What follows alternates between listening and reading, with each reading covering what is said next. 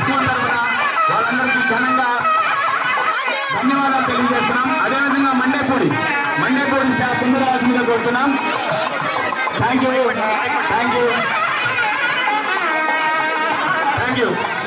తర్వాత మండేపూడి సార్ ముందుకెళ్ళండి. మండేపూడి మధు గారి చేతుల మీదుగా వారికి సత్కారం జరగబోతుంది. అంతే కదా, వెళ్తున్నారు.